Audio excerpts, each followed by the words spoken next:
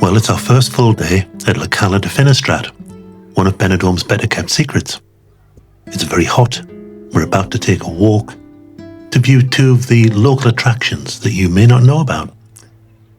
It's a hot day. There's lots of sweating, panting and swearing. But Marion's not very fit, you see.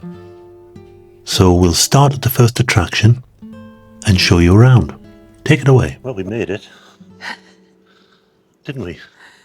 Yes, we did. Momentous. Gentle. Yeah. 40-minute walk. I wouldn't get too close. The amount of liquid running off me is a sight to behold.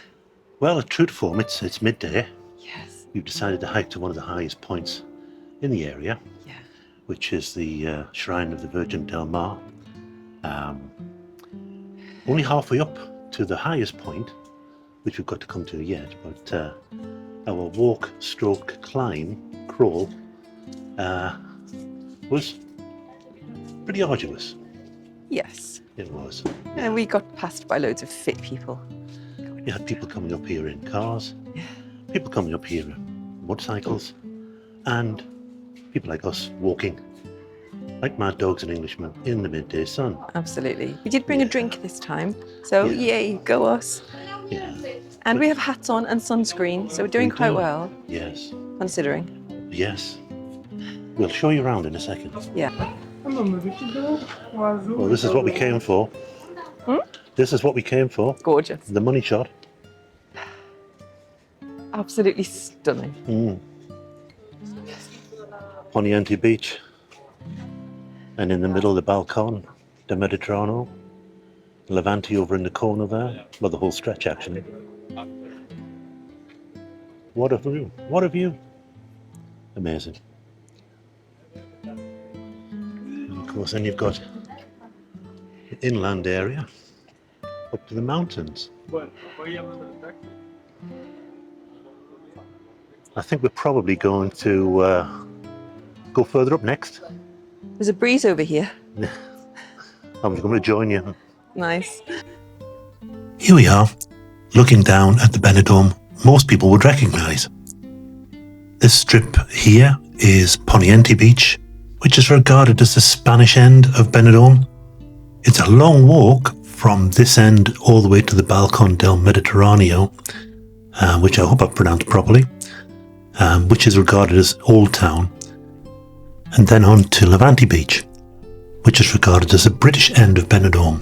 That's where all the clubs and bars are located, really. Lovely day, though.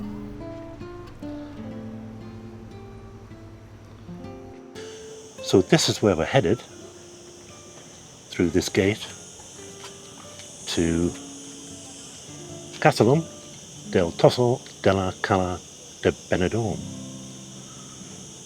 Let's go for a walk. So on the way up to the castellation, you've got an information centre, and more importantly, you've got some public conveniences, male and female. How good is that? Yeah. Show the good people around. Okay. I hope it's nice. Right, forgive the dodgy camera work. I've got a slightly sweaty paw. Okay, here we go. Alright. So, very large, airy, well lit. Clean? Clean. Excellent. Yes. Give me the camera then. I'm just panning. There's a window. It's not an X-rated show. Right, okay. So we've made it to the very top of the fortification. Can you remember what it's called? I'll read it off the sign. Read it off the sign. It is... it's not on the sign. Okay, it's the Tossa della something. Castellation.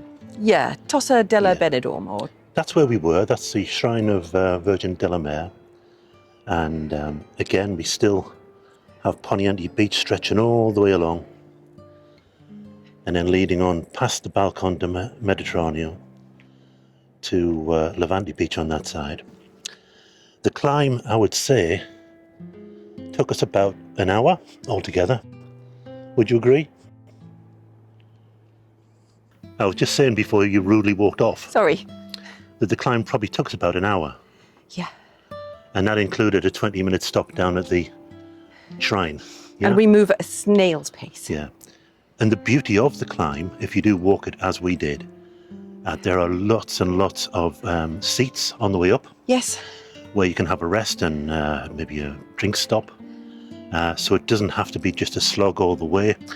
We took it easy, didn't we? I mean, Very. We weren't by any means going at anything more than a snail's pace. And I bet we've still lost about 3 kilos of water weight. I bet we have, yeah. For 95%, 97% water, I think there's only 3% of me left, and I still look massive. Or a husk. Yeah. But anyway, I went to ask my new pal, the Roman soldier. Roman soldier, yeah. And it's the Tossa della Cala. Right. Because it's the Tossa of the Cove. Is it? Cove. Yeah. So it's a fortification, isn't it, really, for protection from the sea? Yes, that's exactly what it is. And if we look down here, these what look like brick walls, well, that's exactly what they are.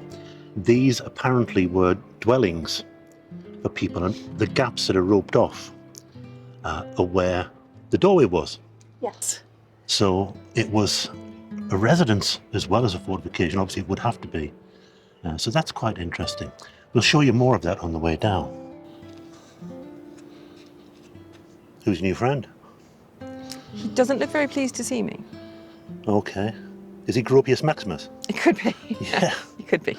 Look at the size of his pole on that bombshell. Let's just wipe you out there slightly. That'll do. Here we are looking through a doorway at an image of a man who's cooking. Don't know what they ate in those days. Hope it was something nice. So tell me again about these dwellings on this castellation. What's it called again? It's the Tossal della Cala. Okay. So the castle of the cove, or the fortification of the cove. We said before that people used to live here, and these still represent sort of dwelling areas. And the little guy at the top there's a guy who was cooking earlier on. So people lived in these, and they've left them here just to show really how small they were and how people kind of lived in the day. Well, they were on 2 floors. Mm-hmm. You can tell that I'm much more animated now that it's not just a hot, sweaty walk up a hill. I've actually got some history to look at.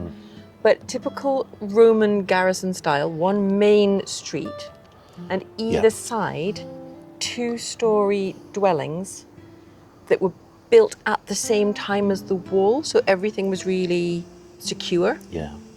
And the Roman garrisons used to live here, and in these little tiny 2-story dwellings you'd have 8 soldiers. And then in other ones you had local villagers who would live and be merchants and wine sellers and things like that. Yeah. Fascinating.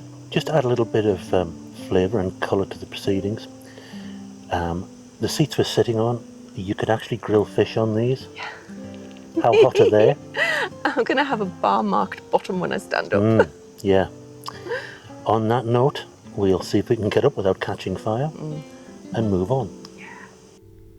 Well, we enjoyed our walk despite the 34-35 degree temperature.